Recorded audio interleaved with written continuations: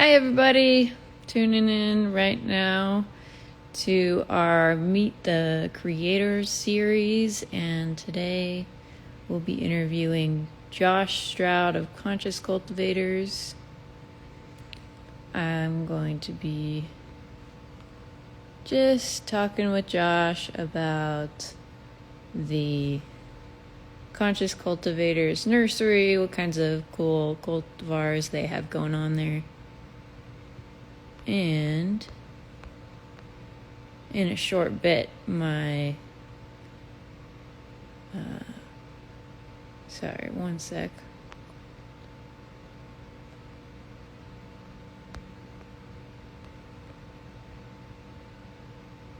Hi, thanks for joining whoever's watching. I'm just trying to get our guest on board here. Feel free to comment in where you're watching from.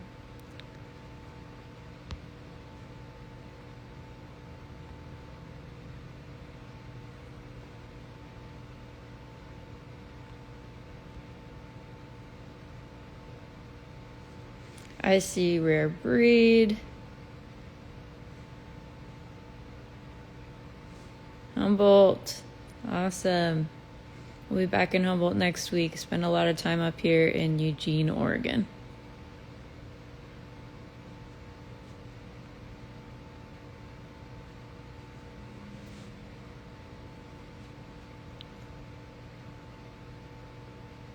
If you want to come up and chat for a bit, maybe we can. Before Josh gets here.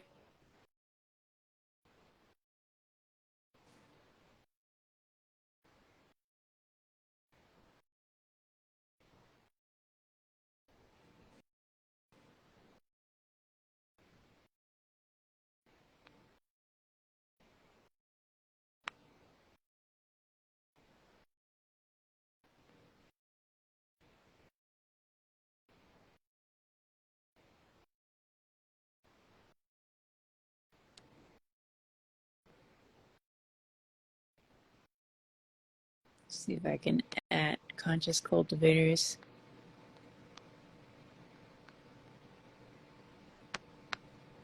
It's a slow day. Everybody's burrowing for the winter. Last I heard from Lele, winds in Humboldt are super high.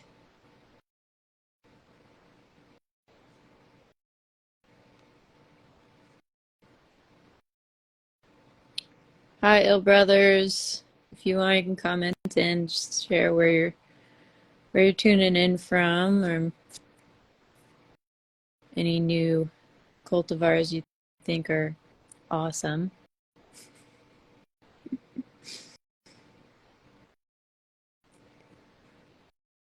Just waiting for our guest to tune in today. Our guest is Joshua Stroud in Oregon. Hopefully he remembered that it's Wednesday. I'm up in Eugene, Oregon right now too. Got my trees out the window, got my hammock, my snake plant.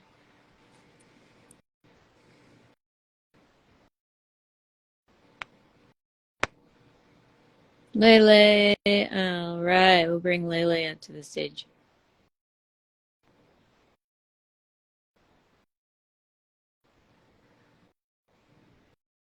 Lele will need the latest version of Instagram to join. So, Lele, if you can download your updates, I'll pull you up.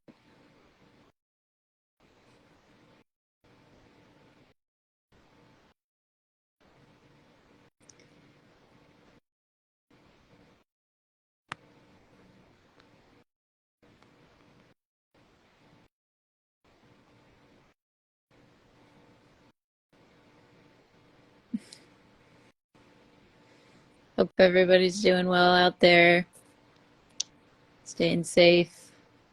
The winds are supposedly, 30 something miles an hour, something crazy like that.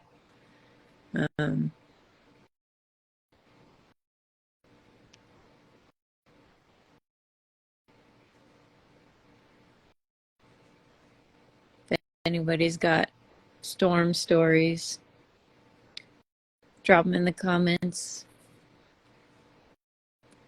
Or if anyone wants to come up and chat,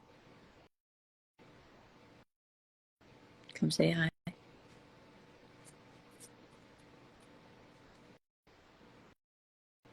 I've been trying to invite my people up here.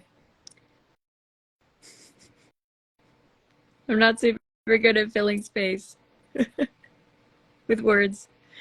I'm a designer. I guess I could talk about myself.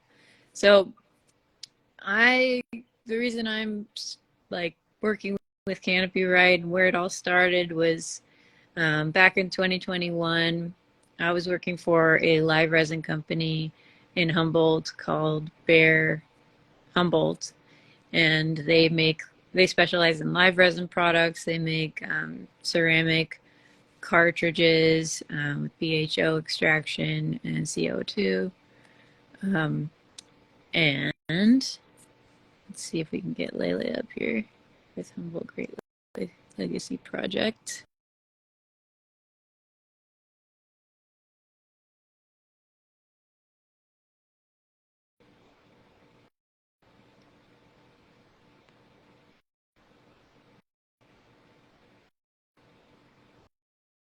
Lele, if you can hear me and call Josh, I'm trying to figure out if we can troubleshoot.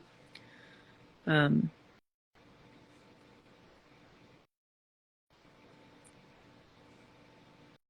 was I?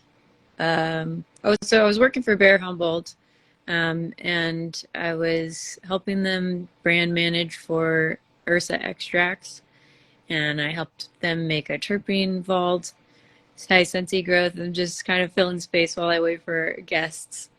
So I was working for them, just helping them to build a brand around live resin products, and really started to get a depth of education from the extractors there about terpene profiles, why live resin full spectrum products are different than distillate products, and the importance of distinguishing between different cultivars. And so with Ursa, what we decided to do was to keep everything single source, like single batch, single grower, single strain, in order to showcase that unique plant in like a very condensed, concentrated version. And so that's when we came out with Ursa Liquid Diamond Sauce cartridges, and I helped them build the terpene vault online, which is a way to get product recommendations, strain recommendations off of things that you already liked. So, if you like Slurricane, you might also like this other thing, this other strain. Let's see if Lele can join us. Uh-oh, Lele, you accidentally declined. I'll try to invite you again here.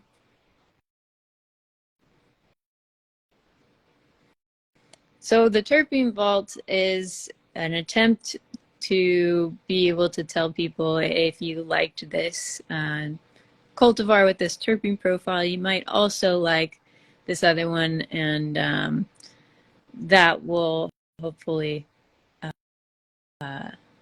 help people determine, not just by strain name what they like, but by the actual chemical profile of the plant. And I ended up switching over to running my own marketing agency shortly after getting that project just off the ground, and met Lele, and I met Jeff, and Jeff had his app, and so I started working on that, and here we go. We got Josh.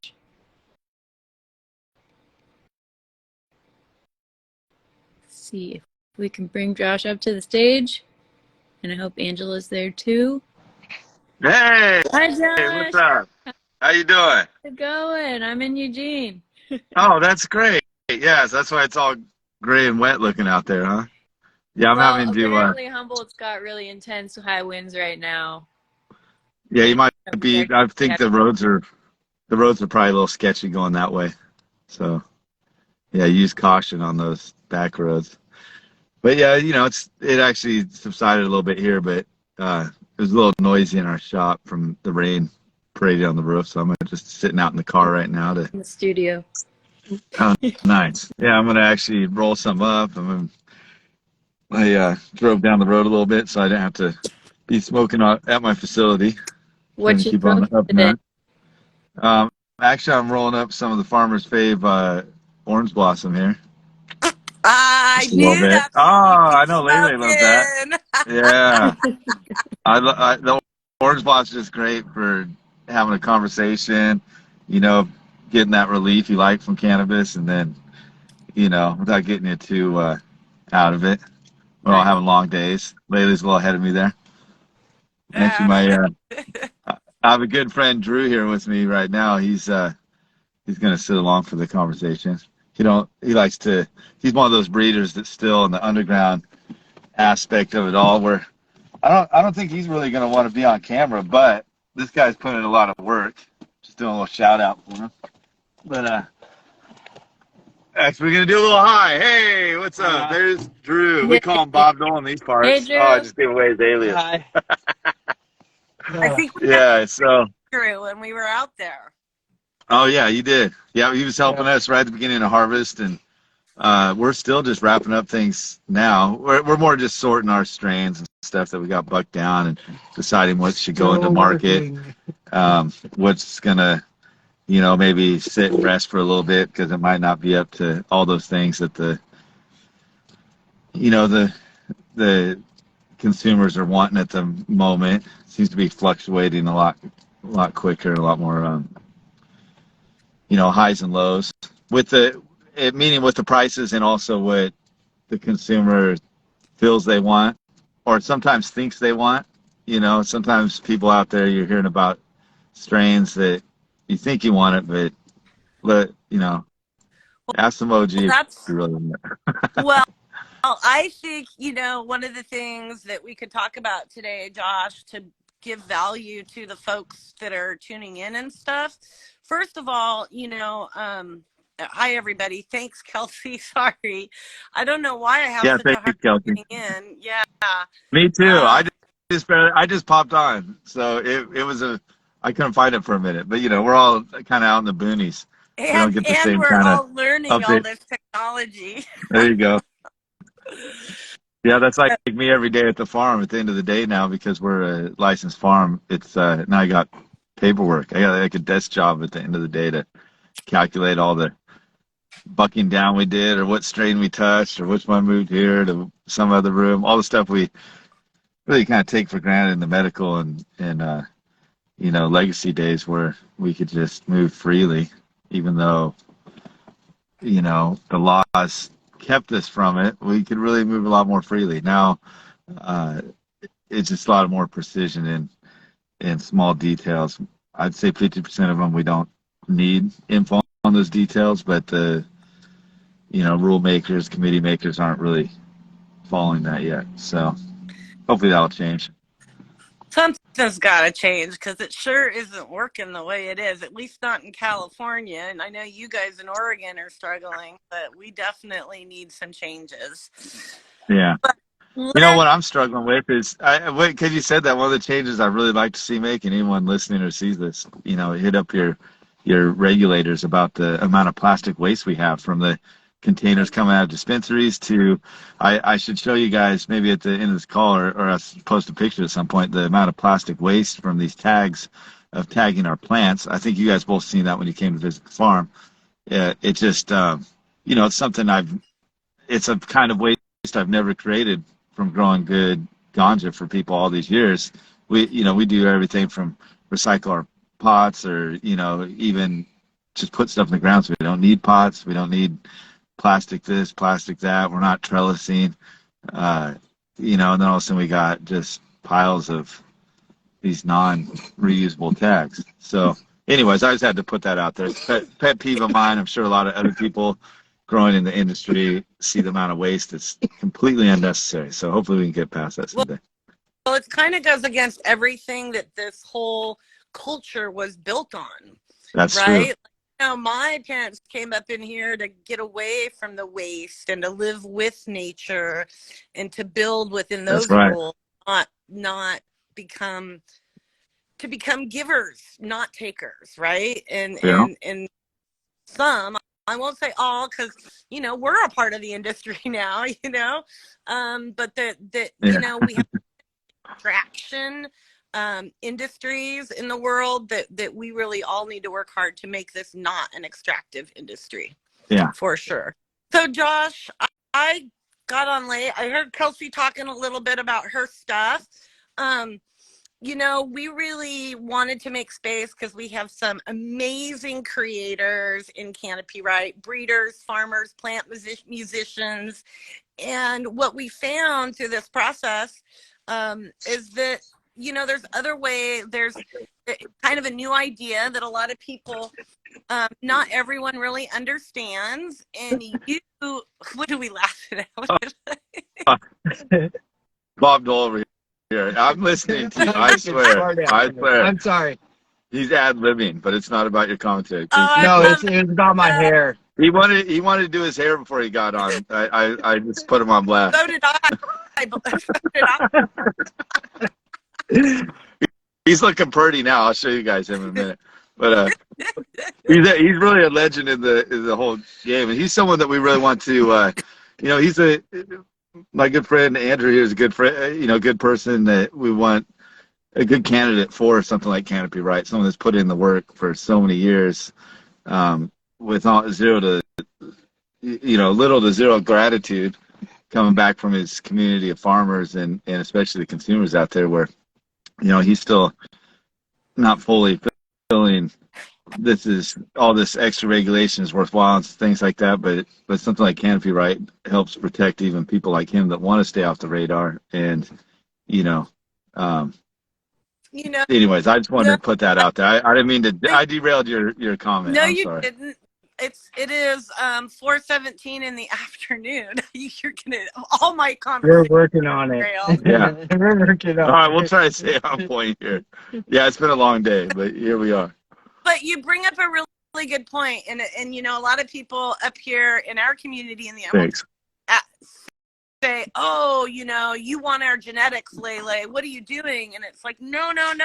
The whole reason that I said yes to Canopy Right and became a part of this is because the system does the opposite of what everything else that has been created out there in so many ways. And that is, it literally puts the power and the decision back into your hands, on top of making something that's uber secure. And what Jeff, the founder, likes to say is that even if the feds came into his house, my house, or Kelsey's house as administrators of this, they would not be able to access your information. So folks can utilize this as a timestamp in a way to document without the exposure, if they choose. Okay. So it is really, really, and it's I like unique. that. Kelsey, maybe you could explain a little bit about what makes Canopy Right so unique in the protection system, like the hashtag, all that stuff that I get lost in. Yeah, for sure. So basically, Canopy Right is built using blockchain technology, or distributed ledger technology more accurately. And it's built using Hedera Hashgraph is our chain. And what Hedera Hashgraph is really excellent at is really fast cross-checking. So blockchains are famous for being able to cross-check data in order to have a trustless system, where you can't really hack it because everything's cross-checked by other ledgers. So trying to not get too into the weeds with it, but Yeah, because we're barely hanging on, following you. Blockchain. I'm just joking. I'm not speaking for everyone. I'm trying. All right. Ask questions. Blockchain started as a way to send money, and then I see. smart contracts came around. So the really, I had this amazing, I don't know what you would call Christian, a cryptographer, or he's a tech person, because what Kelsey just said loses me as well. Not because any of us, it's just such a new language. And what I was told is that what it is it's like a bank safe deposit box, yet only you have the key. So you can let people in, you can let them see if you want, or you cannot, but it's always within your control, and Okay. it stays with you. So let's turn this back to you, Josh. All And right. we have had some amazing conversations since you started with Canopy Right and working with the Legacy Project. And what I really appreciated about our relationship is you've shared with me so much on how this concept has empowered what you're doing. Yeah. And I think a lot of people ask, like, why should I want to do this? Yeah, they do. They do. I get that, but you're totally right with what you're saying there, because it's nice to have reinforcements for, anytime we have beliefs or ideas out there and you're working on something. A lot of our goals in life always seem like a struggle, and you got people that have your back.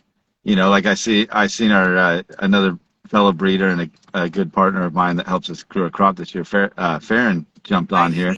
He was probably he's probably following that blockchain info a little better, Kelsey. But when he and I linked up, or someone like Andrew and I, we're on the same pathways, but we're all struggling as growers and farmers that good organic cannabis for a long time.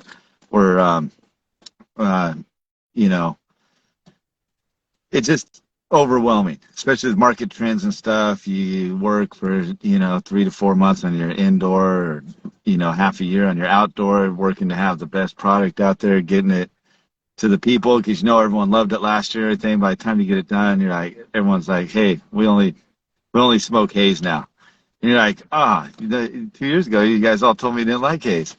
Well, so then you start going, okay, well, we're going to grow haze next year, and shoot, there's not room. We have to get rid of the orange blossom, which, don't worry, I didn't do that. But we had to get rid of the orange blossom, let's say, or the lemon diesel, because now we got to grow the runts, because everyone likes the runts. Even some of the workers around the farm, like, hey, we tried this runts. I'm like, yeah, we can't. It's not sustainable. We can't grow that, because same kind of thing. By the time it's so popular now, by the time you grow that, everyone's already flooded it. They're over it. Yeah, it's off the menu again, right? And now it kind of undermines what you're doing to save those strains for a long time, like the lemon diesel and orange blossom I mentioned. Like, those are strains that me and my homie here have kept for decades between us. Like the orange blossom I brought to life in Humboldt, out in the gorilla patch in the late 90s, and lemon diesel Drew's had around in the hills of the Coast Range of Oregon for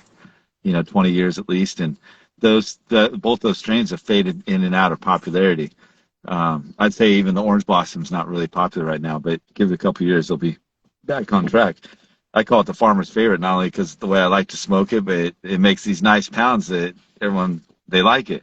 It's not called the runts now. It's a great high. You've experienced that. Yeah. Yeah, you probably run a low even, I bet. That's why I said, no, I'll take that orange blossom. Yeah, right. It's good. So anyways, you get to where you start losing strains or putting strains to the wayside that, people did with things like even the Trinity, which we call in our circle the Royal Trinity, because it's the one. A lot of people call Trinity or other things Trinity. Stemmed out of Trinity County long ago, became real popular in Eugene, Oregon, and legendary in the mid 90s, like 96, 97, popularized by glassblowers like Snodgrass and these guys. But anyways, it's kind of leafy and stuff back then. The trend went to denser buds. All of a sudden, the Trinity's not around anymore, because everyone started growing. I forget what the next one was. And it's probably Trainwreck and Blue Dream replaced it in a sense. Both chunky nugs, producers, where the Trinity we grew for the high and the the frost of it, and I mean, we could tell you the skunkiness of it, probably one of the skunkiest strains around. And since that was our fave, we kept it around. I don't know if I'm going to wrap this around back to really answer your question, but I'm just broadening on what you said. I can help you. Yeah. So, you know, with that, we keep that one around and stuff, and then it becomes, thought to be an extinct strain. A lot of other strains like Trainwreck's hard to come by now. I don't know if have you seen a Trainwreck around lately? Like a real Trainwreck. Like let's say the Trainwreck clone that was yeah, it's like hard to find. Someone's probably got it. It is. And You've got hopefully the breeder still has it. And if he's leery to put it back out there, hopefully the breeder of Trainwreck. I don't even know who that is, honestly. I can't tell you. We do have someone in our relationships through the Legacy Project who has the E32, which is one of those really special cuts of the Trainwreck. Yeah. Now, see, that's where Canopy Right's going to come in, is maybe they're leery to put it out there for lots of reasons. Maybe it's the way they sell some weed from their own farm, and they don't want to give it out to everyone and become the next gelato or ice cream cake phenomenon where everyone's growing it, which most likely would happen. If Trainwreck came back, I think everyone would start growing that again. And, this Canopy Right then gives them a chance to say, hey, and I'm going back. Let's say the actual breeder has it. Your friend could also utilize Canopy Right, but we don't really know the history of it. If someone's sitting on it, they could come to Canopy Right, set up an account, register your strain in there, and feel more confident and comfortable. Which now Drew and I do feel more comfortable getting our strains out to the world, knowing that we've something like the Orange Blossom that I personally bred, I can now retain that, it's proprietary, but the what's that called? The artist rights to it in a sense. And there's a word there I'm missing. This story's pretty good. But, then you can keep that going and also know you can get it out to the world and just have a little more protection, get a little more recognition for it. And then there's a lot more potential that, I don't know, you guys could probably expand on a little more from there. Like, one of the things that as you're talking that I say, and because what people ask me all the time is, well, okay, Trainwreck, like E32, like, there's actually a couple, I know of at least 2 different old Trainwrecks, and they are very different plants. They look a lot alike, but their effect is quite different. And I think their terpenes are pretty different. And so people are always like, well, I have Trainwreck. No, I have Trainwreck.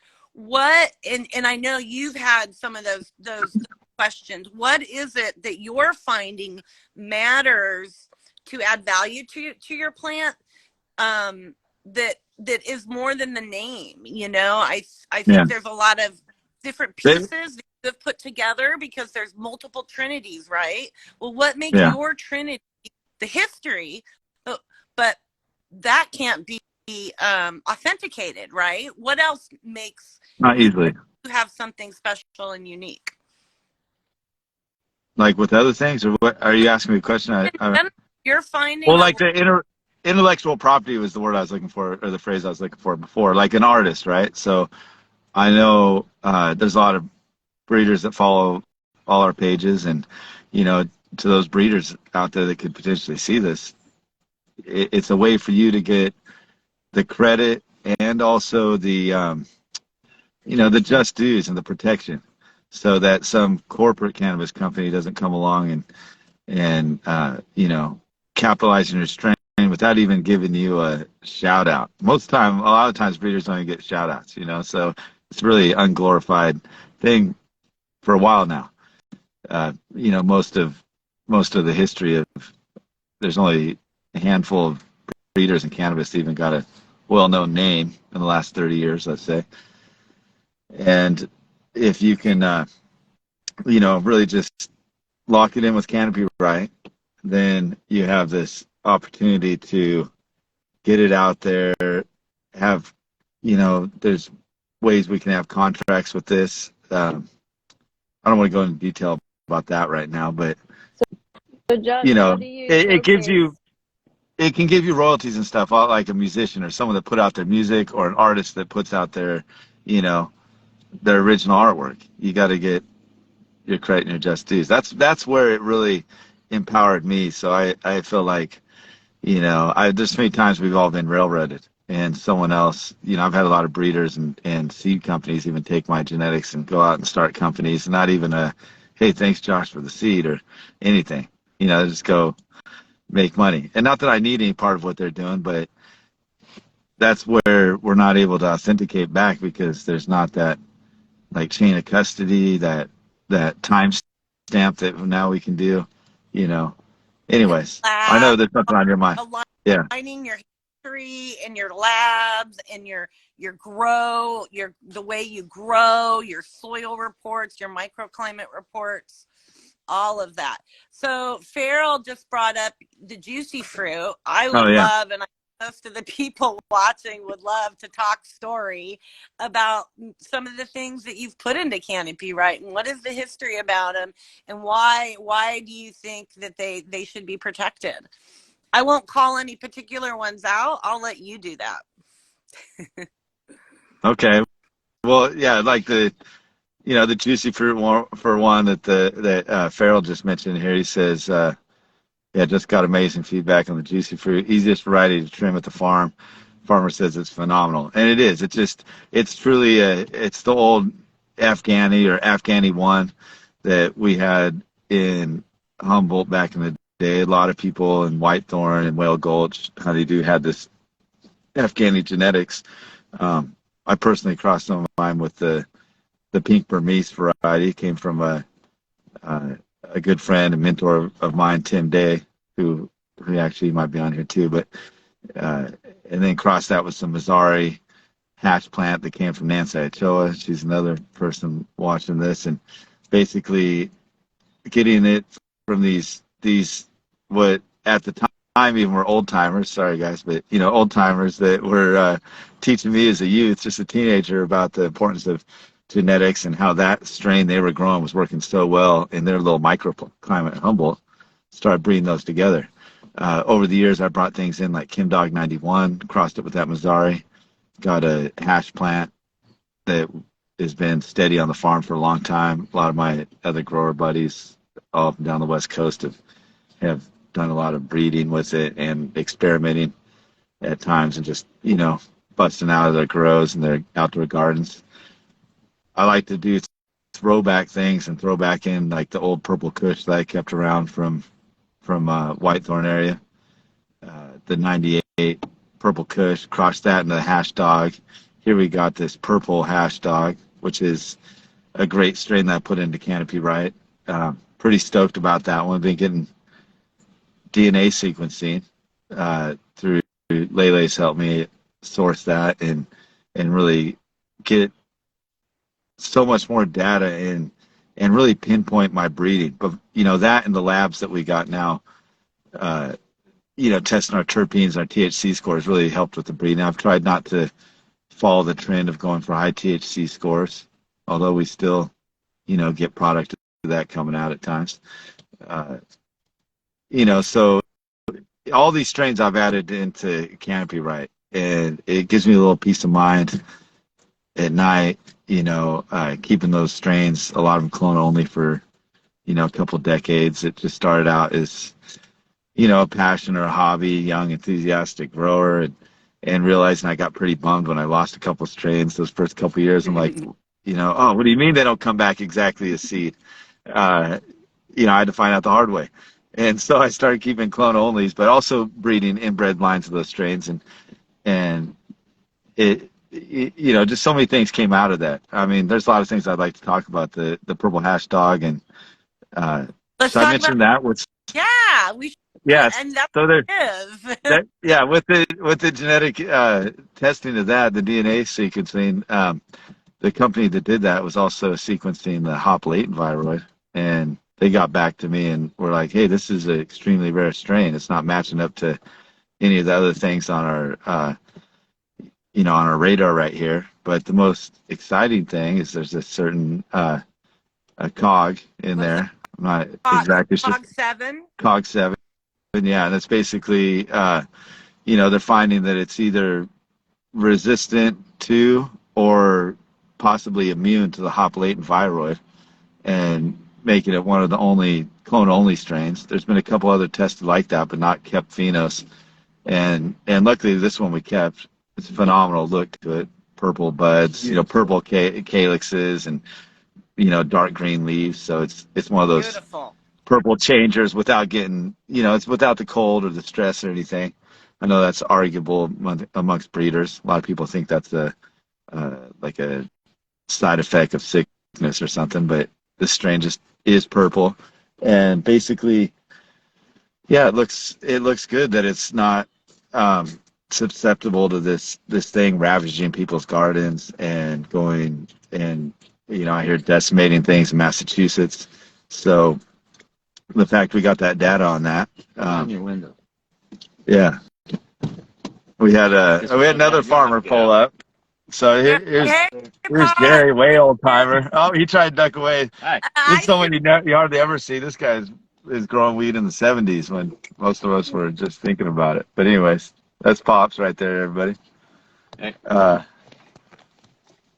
Yeah, so yeah, really exciting things come about this, and I felt more comfortable to even send that DNA to this company after registering that with KFC, right? I lost you guys. Yeah, no, we're good. We know how to roll. Yeah. So Well, let's talk yeah. about that, because that is, I think, What part? I watched, this is such a sensitive conversation, I mean, It is. I have people in my community that, like, in my little community, that have, like, taken care of these things and developed these things and researched and written research on these things for some of them 2 generations.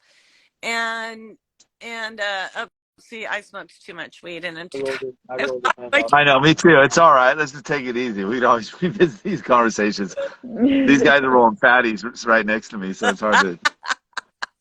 I do enjoy my work and the byproducts of it. It weighed 2 grams. Probably. So, anyways, Were you starting to talk about like stewardship really good. and naming and stuff? Josh. Oh, we do need to talk about that. Yeah, we can talk about whatever you want. No, I lost my Thanks, train of Johnson. thought into it. All right, I'm going to get. These guys walked away. Sorry if that was too noisy. I don't know. No, it's fine. Cracking up. Yeah. I don't. Long days at the farm. Sometimes we barely see each other crossing paths, so, because we got, with thanks to Dad's help, like my wife and I were already doing our breeding projects. Angela Howard's on here somewhere. You guys can find her as OG Liquid Gold on Instagram. She's posting a lot of updates from the farm, but we were doing this breeding for a long time in, different spots we lived. She was out in Lorraine. I was out in Notai and down in Humboldt, both breeding different microclimates, getting things going. But once legalization hit, we were a little tied up where most of our spots were not permittable due to being residential, stuff like that. So, and this happens. This happened to way too many people where we had really important crops coming for decades, legacy farmers and stuff, and then their spots aren't permittable as per the county. But some of the best weed in the world that the world's ever tried is coming from this spot, and basically, so with family's help, we got our spot going, and then we were able to get Jerry's spot going as a research and development facility to really pursue this further, a little bit at a detriment to revenue we could make, but we feel the progress with it, and especially now that we're aligned with someone like Canopy, right, and able to participate in you guys' system you built, we can really just concentrate on pushing forward with our genetics, not have all this back of our mind hesitation of stuff leaking out, getting out there, losing things that. That's what it was. Yeah. Like, yeah, what I like about it is, like, I have a buddy who has 20,000 different seeds that he's very purposely collected over 60 years. And he's got 64 unique mamas. And so, like, this guy can barely feed himself. And a lot of his genetics are what built our indoor market up here. You know, a lot of the things that are in the legal market today were made from his collection.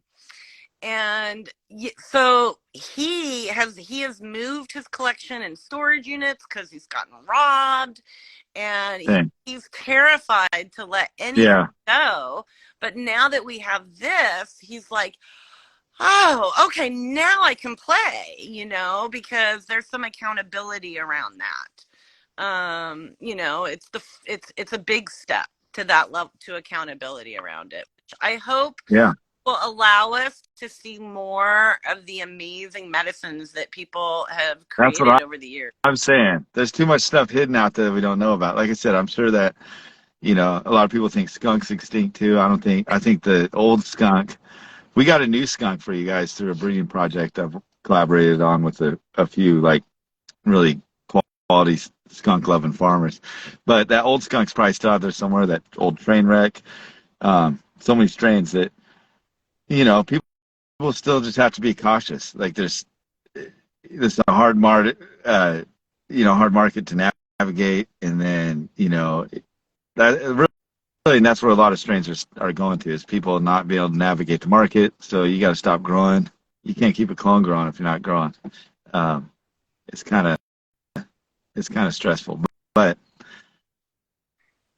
getting people to, you know, I don't know if we probably relay enough, because we've talked about this a lot, but how, you know, how Canopy Right really kind of protects someone like myself that's put in, you know, I wasn't selling just monocrops of those basic strains, the cookie strains or whatever, to satisfy the market. I was constantly using the majority of my space for R&D over these years and breeding purposes. Can't sell seeded weed, you know, so I'm growing for stash and the seeds I make out of it. And, you know, how does that protect me?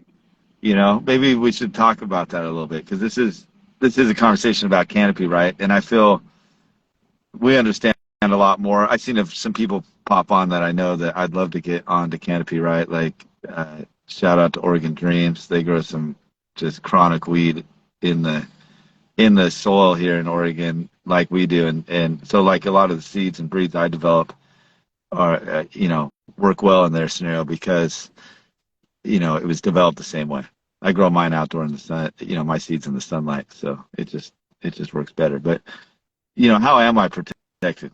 Like my juicy fruit strain, my wife's juicy fruit strain she put on, like, Kelsey, you know. do you want to answer that? How is he protected? Just for like the people that are new to this, not for me. I know what your answer would be, but like, you do. Yeah, I feel I got a good understanding, you know. So, you know, my orange blossom right here, I'm smoking. How am I protected to, let's say, you know, I haven't liked to sell that to other farmers, but, you know, let's say Oregon Dreams wanted to run some rows of my orange blossom. Yeah.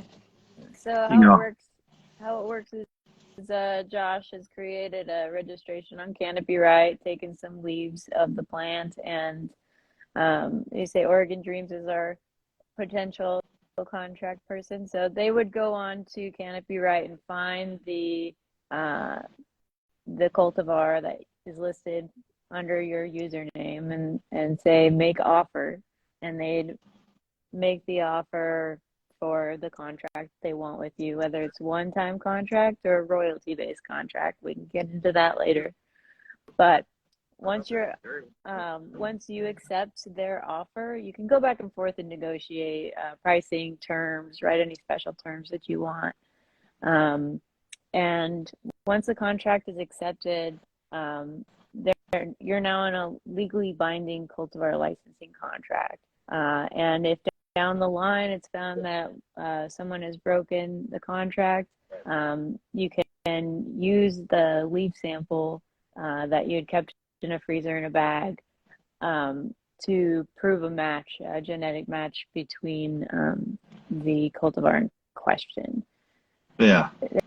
Everybody So I following? was just double checking my freezers right before this call to make sure. That's what took me a couple minutes to get on. I was just making sure everything, freezer's still working and stuff. We got a backup generator on it now, Nice. just to be a little safe. But I think you actually just directly answered kind of what Oregon Dreams just said right here with the and Michael. I think you mean there's yeah, that's right. They do got a system in place. So and Also that's the another thing. thing to keep in mind is if you so when you make your timestamp on Canopy, right, it's a free thing that you can do, super cheap. You just have to get sample bags, like tamper evident bags. But once you go the extra step and get any kind of genetic testing from wherever you want, and you tie that genetic test to the cultivar registration, that can then also be used as your backup, your DNA backup to Okay. keep those contracts enforceable.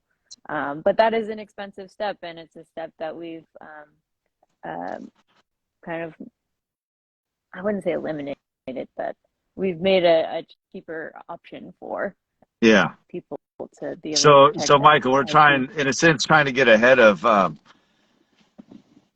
we're getting ahead of that. What you're talking about, a big corporation coming in and using, like I haven't given that purple hash dog or the orange blossom out. Now is companies out there that try to say they have a knockoff of my strain, but if someone took my actual strain and even tried to call it something else instead of orange blossom, they call it orange chocolate or something, or we can we have some ways to go around that. So like I said, we're trying to get ahead of the big corporations in a sense. I feel like. Layla, What you do you want have, to answer the Josh? question? Yeah, I was on mute. What you have, Josh, is plant material to DNA test and cross test. So if someone ends up with orange blossom that you haven't said, yeah, dude, you can use it or do a contract with, you can go get whatever that is and cross compare through DNA analysis to see if it's your cultivar or not. Yeah. That's the how protection we're getting. That's part of the process. The other way is when you're in the licensed market and you're able to use the smart contracts, you have contract accountability. And in the state of California and most legal cannabis states, if you violate business law in that state, then you lose your cannabis license. So we create contract. I don't even know that. Yeah. So there's a few layers, so it's not a patent. You could, if you have something really rare and unique, you might consider that, but this is a way to build a contract off of something and give you a time capsule that if like the big M or someone that you didn't want to have it took it, you could go, oh no, my brother, you're not going to patent it because I already had it. Yeah. Okay. Yeah. And someone else asked about a test, but we're not really talking about this. This isn't a testing thing, unless you're talking about the genetic sequencing. I think that's around like $1,000 through medicinal genomics. It depends. There's different layers, there's different kinds, there's different levels of genetic testing, and a basic fingerprint isn't necessarily $1,500. What you got, Josh, was through the Legacy Project, and what we're doing in there is really trying to educate people on how to look at the plant through science so we can protect, authenticate, and value the plant more effectively. And so medicinal genomics has created a very low cost, extensive DNA test for that project because they're a part of it and they've been supporting it. So it's through that, but it's not something you have to have. No. Until I mean, we've just been getting tested. Yeah, we've just been getting like COAs, like compliant, right? Like we would with Smith. So when we're doing hemp breeding, I still do the side hemp breeding project with just CBD. It started out as just a CBD project, but then some of it was actually compliant hemp. So we had like nice buds we made for mom that had, just high amounts of CBD. She's like, oh, I want the no high stuff. And, it turns out later that was compliant hemp. But using that kind of testing, I see we answered this question at some point, but yeah, using that kind of testing to also back up just the data and authenticate the strains, um, Well, and One of the things.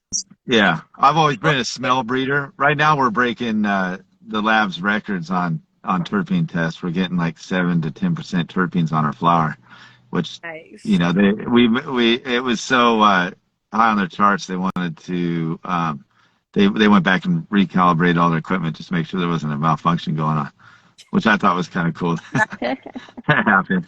Yeah, and some recent high test scores. Like, I'm not a believer of high test scores. Really, it's hard for me to imagine a third of bud to be THC. But we just had our my Gorilla Breath Pheno that I kept around. You guys liked. It's always been super heavy, super potent. Anyways, it's testing at 37% right now, and then we did multiple tests on that. It's hard for me to, it's going with the science. It's hard to wrap my mind around, I guess. Not that that's what I really don't believe it. About it, though, is that, the more I dive into how the science shows the plant, the more I see that it's totally validating our intuitive experience. That's It's like people go, oh, well, my plant, this one. Well, dude, the plant speaks for you. When you look at the plant, it tells you the truth. So you're not, it's easier. I see Sunshine. I think Sunshine's going to be walking. What's up, Sundove? She's supposed to be walking through my door any minute. Oh, that's so cool.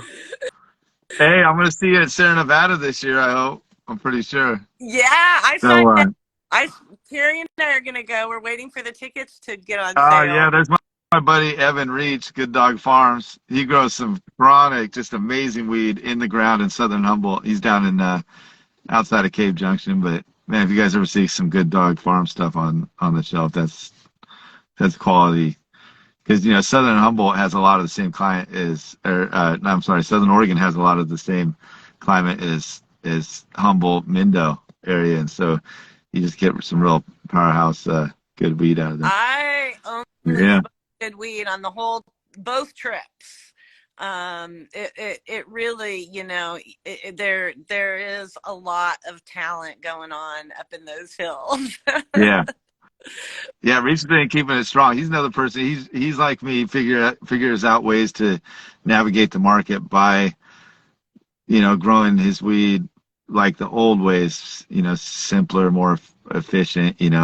All these guys are good organic growers. Hey, Reach, you missed it when I was just talking about that Gorilla Breath, which I know you smoked, is hitting 37%, the new pheno of it. And that's outdoor sun grown, which, I think people are used to seeing high testing indoor, but there was a recent study we just talked about. I believe it was from Cornell University. I'm pretty sure it's open knowledge out there about how they took certain strains and grew them outdoors, indoors, and greenhouse. And Columbia University. Oh, Columbia University. Okay. What's that? It's not Columbia University. It's a professor from Columbia University who did research on his own, independently. All right. Because he could get. All right. Way to make that official. Yeah, I didn't know how to. We don't want him to get sanctioned because he's doing good God's work. Oh my gosh, we don't want that. But So anyway, he did. There was an independent study done by a professor that with lab tests and everything that showed terpenes and THC scores, cannabinoid scores higher on all levels when it's sun grown, which, like you said, that's getting back to what you just said. It's confirming what we already knew. We already know this, but now we're starting to get back up. And you guys can go, if you go look at Huckleberry Hill Farms, and I think it's Ridgeline Farms and Canna Country Farms, they participated in this study. Yeah, that's right. You can go look back on their Instagrams and you'll see these tests because those guys posted a lot of the lab work. And what they discovered is that sun grown, meaning no greenhouse, good old school, one crop full cycle, has a unique terpene that cannot is not of yet being recreated in greenhouse, black box, or indoor. Yeah. So when we align with science and or feel like we can play in that field, I think we're gonna just like blow the doors off. Oh, it's mind blowing what's happening right now. Yeah, I'm just stoked. Hey, I'd like on to it. go back for a minute. Oregon Dreams asked, how do we do this with it not being fully legal? Well, first of all, there's two aspects to canopy right. The protection aspect, like the safe security box where you put your data and you timestamp your plant material. That is completely private to you. Or you can put it out on and show it off in the marketplace and show your information off, but you're not able to utilize the smart contracts for the licensing agreements and one-time deals. If you're in metric and you're in licensing, you're able to utilize those contracts. So we are in no way supporting anyone to go out there and things illegally with cannabis, but we are saying that there is a large community that has amazing things that needs to be protected until they can go out there and do something with it. Like guys I see on here, they're all licensed. Good Dog Farms licensed, Oregon Dreams, Farron. So, these are all people that, and I'm sure you guys are always trying to figure out ways to include more people into medical ways and home growers and stuff. But we, like you said, got to navigate what we can now, right. So there can be spaces for our brothers and sisters didn't make it through because, the new industry coming in isn't going to have so much of that consideration, right? So we have to feed those of us that see community. I wonder if I could talk about how the way immaculate conception works in the legal market now, and being able to, and I see more and more states doing this. I think the other state was might have been Massachusetts or something, where you can bring in seeds from a certain amount every year or every month or so, and basically I know there's breeders out there that you might just want to get in touch with your licensed people and stuff and see what they can help you to, put a mark and participate in all this. But anyways, Jeff did tell me that we need to be careful about what we say in certain spaces.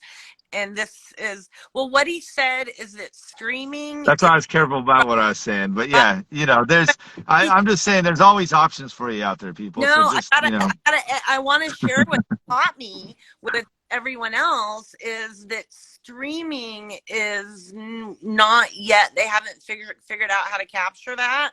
And so, cause we have some conversations on the legacy project that, we're all trying to figure things out in there. We don't necessarily want to be exposed. And he said streaming, so I think we're streaming now, Kelsey, are we? Yes. All right. Yeah. So it'll go away sometime, but we will download it. But we only take a little clip from you. Okay. So let's just. But yeah, anyways, I just don't want people to feel excluded or anyone to feel dire out there. Like if you have, strains that, I'll tell you what I did for years is when I felt overwhelmed or just needed a break, I had stuff going on in the family before or just different things, and I was like, I just need to, I can't let these strains go, but I got to do something. Mom had her medical card and hit up a family member, have mom or someone take care of those strains for you. Let's keep this going until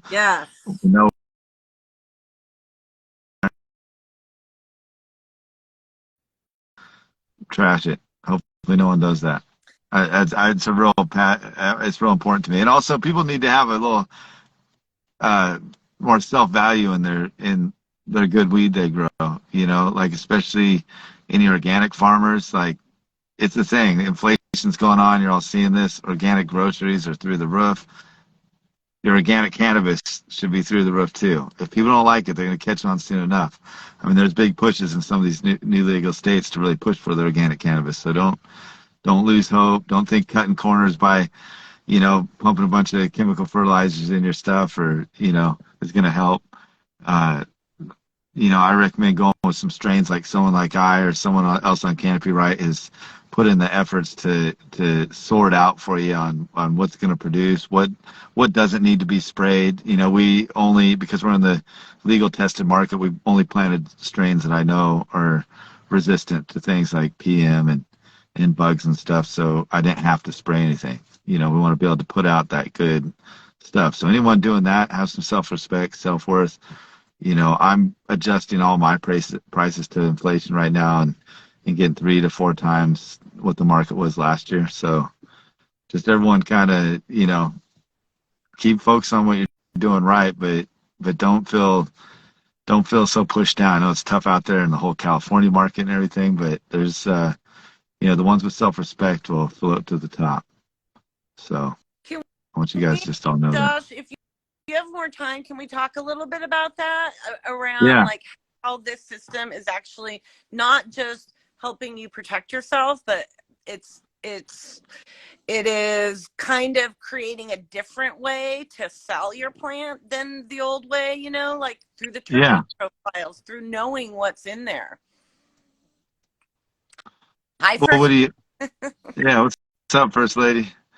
What are you asking exactly though? Like, about I just mentioned that your flowers going out the door higher than the average market price like that, and part of that, I think, just from getting to watch you go through this is because you're talking about your flower differently. You're utilizing. That's right. Well, with the data and stuff, the terpenes, like I said, these through the roof terpenes, which we already know. You guys were both here smelling my flowers with me.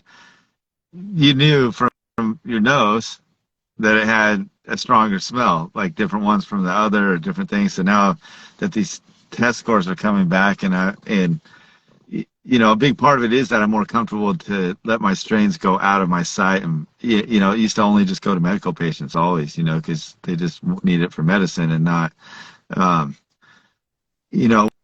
worry about someone else just misusing or misrepresenting a strain. I could have worried about it too much in the past, but it was a worry.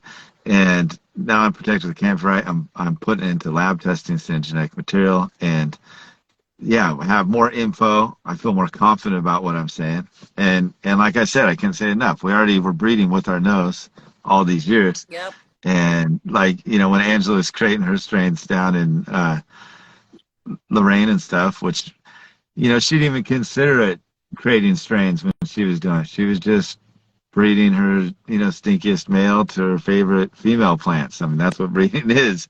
But her, she was just keeping her seed going, like her calendula seed and stuff. And so out of these ones, and then that's how we get the juicy fruit that's really smelling like juicy fruit or something. And after we get these lab testing now, it's like, boom, here it is. And we're selling our low end outdoors going for 800 to stores just because of the terpenes. Like even the stuff that they're like, oh, that's 19%.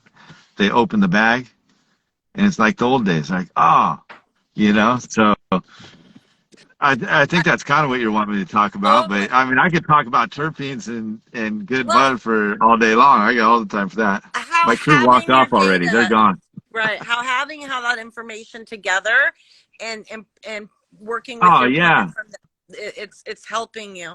Yeah. So I just had a talk with go ahead. I want to say something to our basement brothers. I call them my backyard Betty's basement brothers. That's like first that was just here. Yeah. I want to say that first, this is free to the creators. How Canopy Right, how we make our money is through the licensing agreements, and that comes through the contract, not on your deal price. So we've worked really hard to make this so it's fully accessible for you. 2, it works. You can't use the licensing contracts, but you are able to use the protection measure. And please reach out to me and let's have a conversation, and I'll show you how it can empower your work as well. That's great. Yeah, and anyone, same goes. I get you on a call with me, and Lele or, anyone local here to me, I'm glad to sit down and talk with you and just help you understand more of what I did and, show you my, the profile on there and all that things.